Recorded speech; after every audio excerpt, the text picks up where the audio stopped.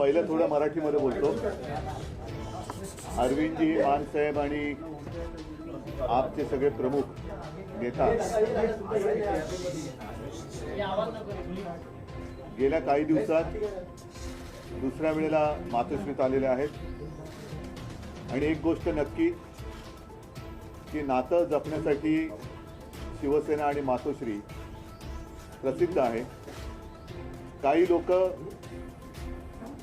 केवळ राजकारण करतात, पण आम्ही मात्र राजकारणाच्या पलीकडे जाऊन नातं जपत असतो. अरविंद जी, आप आए हो, मैं यही कह रहा था कि पिछले कुछ दिनों में आप लगातार दूसरी बार आए हो. हम तो रिश्ता मानने वाले और रिश्ते संभालने वाले लोग हैं. ठीक है, राजनीति अपनी और अपनी जगह पर है.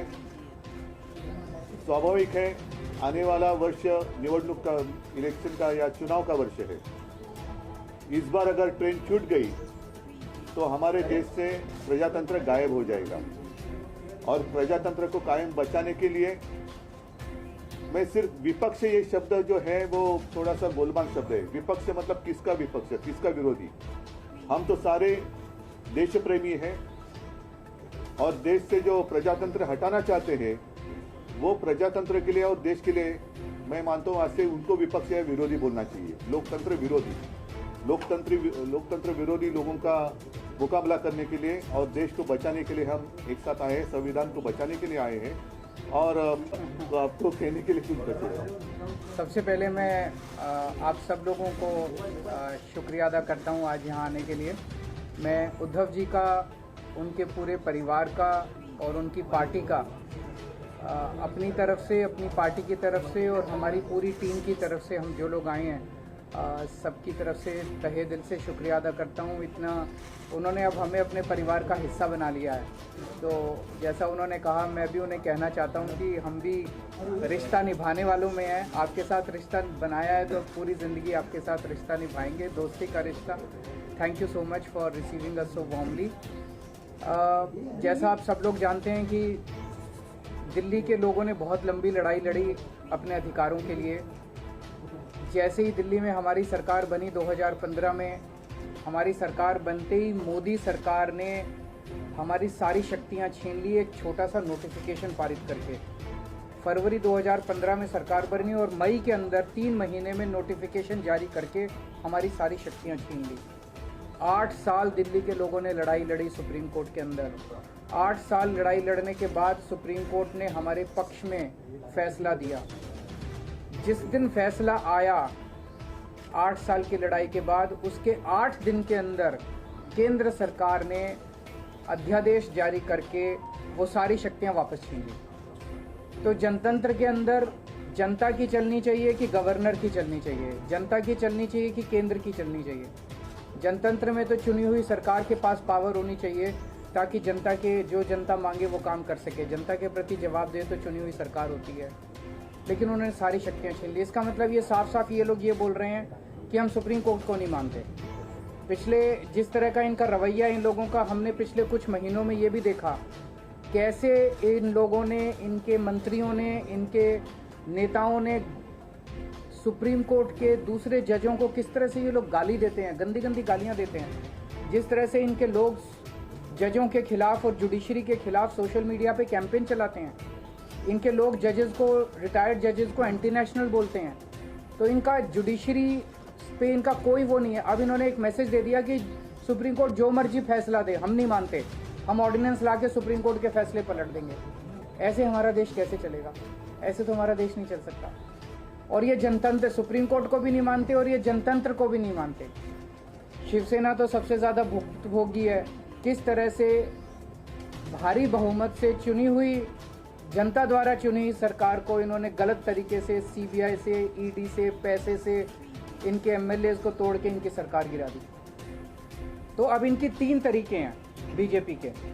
3 तरीकों से ये, अगर कोई बीजेपी की सरकार नहीं बनाएगा, किसी राज्य में नहीं बनेगी, तो या तो वो एमएलए खरीद के उसकी सरकार गिरा देंगे, या एमएलए सीबीआई और ईडी का डर दिखा के एमएलए तोड़ के उनकी सरकार गिरा देंगे, और या फिर ऑर्डिनेंस ला के उनकी सारी शक्तियां छीन लेंगे.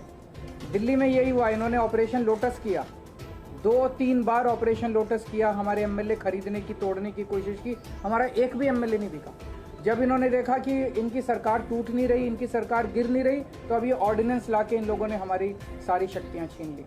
तो इन लोगों को बहुत ज़्यादा अहंकार हो गया है, और जब किसी आदमी को बहुत अहंकार हो जाता है तो बहुत स्वार्थी हो जाता है वो आदमी।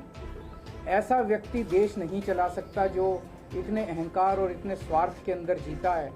वो फिर देश के बारे में नहीं सोचता, वो केवल ये ऑर्डिनेंस क्या है, ये ऑर्डिनेंस ये है कि सुप्रीम कोर्ट की हिम्मत कैसे हो गई हमारे खिलाफ आदेश देने की, हम देखते हैं। तो ये अहंकार का नतीजा है। अहंकार के अंदर जब आदमी आ जाता है तो फिर कुछ नहीं बचता है। तो मैं बहुत बहुत शुक्रिया अदा करता हूँ शिवसेना का, उद्धव जी का, कि उन्होंने दिल्ली के लोगों का आज साथ दिया। ये लड़ाई दिल्ली की नहीं है, ये लड़ाई पूरे देश के अंदर संविधान की है, जनतंत्र की है, फेडरलिज्म की है।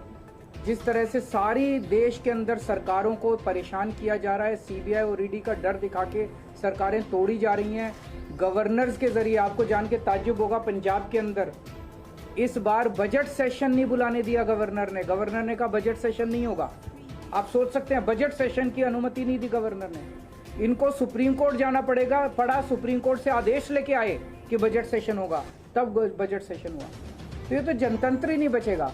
फिर चुनाव क्यों कराते हो? फिर तो एक प्रधानमंत्री और 31 गवर्नर बैठ के अपना देश चला लें। फिर कोई मुख्यमंत्री की जरूरत नहीं, कोई कैबिनेट की जरूरत नहीं, कोई काउंसिल ऑफ मिनिस्टर्स की जरूरत नहीं। इसको हम सबको मिलकर लड़ना होगा। ये केवल दिल्ली की लड़ाई नहीं है। और शिवसेना ने हमें प्रॉमिस किया है कि जब ये संसद में बिल आएगा तो संसद में इसके खिलाफ दिल्ली वालों का समर्थन करेंगे। दिल्ली के लोगों की तरफ से मैं बहुत बहुत शुक्रिया अदा करता हूँ उद्धव जी का, शिवसेना का। और ये एक तरह से सेमीफाइनल होगा 2024 का।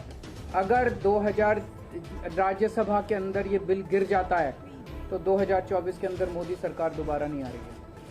मैं भगवान जी से बहुत धन्यवाद उद्धव जी का, उनके सारे एमपी लोकसभा और राज्यसभा के मेरे साथी भी रहे, अरविंद जी, संजय राउत जी, और मेरी पार्टी के प्रधान अरविंद केजरीवाल जी, और उद्धव जी ने पहले भी हम मातोश्री में आए थे और यहाँ के हमें घर जैसा माहौल मिलता है, तो उसके लिए मैं बहुत धन्यवाद करता हूँ, इतना मान सम्मान करते हैं। जैसा कि उद्धव जी ने और अरविंद जी ने बोला, लोकतंत्र खतरे में है और भारी खतरे में है।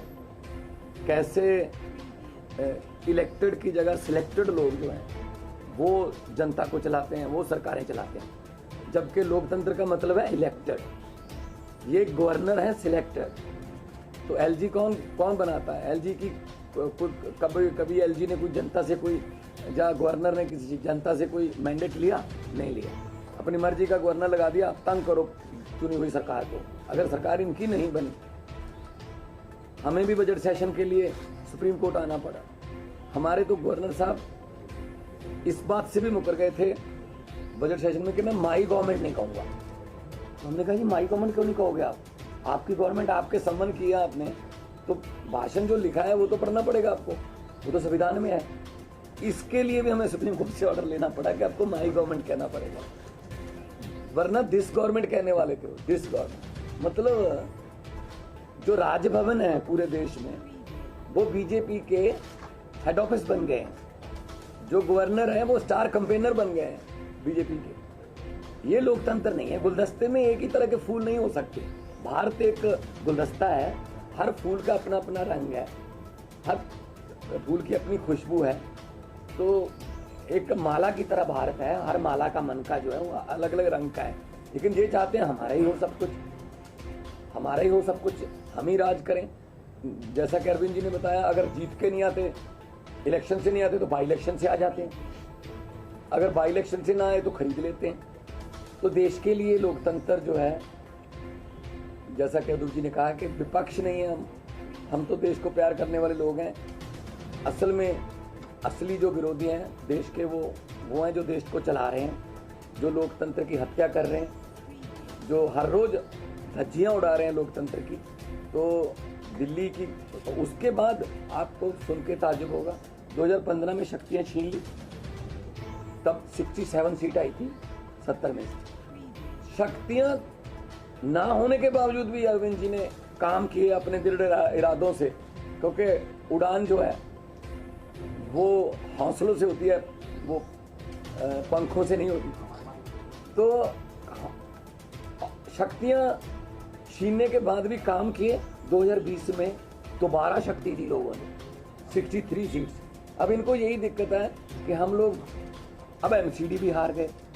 अब इनको ये लगता है कि हम धीरे धीरे देश में हारना शुरू कर चुके हैं। तो अभी देश को बचाना है, अगर सभी को इकट्ठे होना पड़ेगा। हाँ, कुछ विचारक मतभेद होंगे कई पार्टियों के देश में, लेकिन देश बचाने के लिए हमें इकट्ठा होना पड़ेगा। अगर देश ही ना बचा तो फिर पार्टियां क्या करेंगी? पार्टियों का प्रधान बन के, मुख्यमंत्री बन के क्या करोगे जब देश ही ना रहा? 24 में अगर ये आ गए, ये संविधान बदल देंगे। और ये जिस तरीके से चल रहे हैं प्रधानमंत्री जी, बिल्कुल आने वाले दिनों में नरेंद्र पुतिन बनने वाले हैं ये। हाँ, ये इलेक्शन ही कराएंगे, ये कहेंगे 35 साल की मैं ही हूँ, बस 40 साल की ये मैं ही हूँ। तो ये उन राहों पर चल रहे हैं। तो ये बहुत खतरनाक है। देश का लोकतंत्र जो है, देश के शहीदों ने अपना खून का कतरा कतरा, हमारे पुरखों ने कतरा कतरा खून का बहा के ये देश हमको लेके दिया था।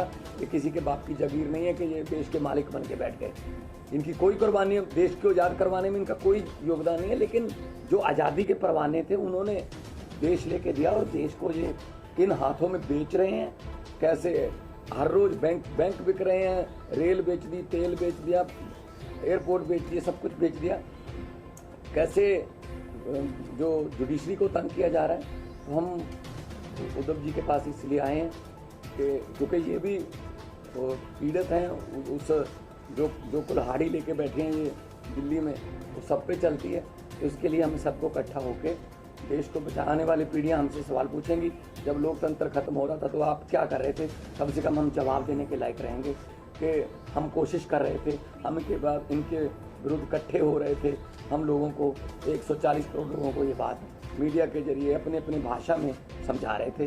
तो लोकतंत्र को बचाने के लिए आज हम आए हैं। और मुझे खुशी है कि उद्धव जी ने बहुत ही साथ दिया। और पहले भी बहुत से मुद्दों पर हम लोकसभा में इकट्ठे लड़ते रहे। शिवसेना के जितने भी MP साहबान होते थे, तो मैं इनका बहुत आभार भी व्यक्त करता हूं कि हमें मान सम्मान दिया। और इनको पंजाब आने का न्योता भी देता हूं। आइए दरबार साहब, आइए, माथा टेकिए वहाँ पे, बहुत शांति सुकून वाली जगह। और हम लोग मिलके सब देश को, क्योंकि लंबे सफ़र को मीलों में मत बांटिए, कौम को कबीलों में मत बांटिए। एक बहता दरिया है मेरा भारत देश, इसको नदियों और झीलों में मत बांटिए। आने वाले चुनाव में लोकसभा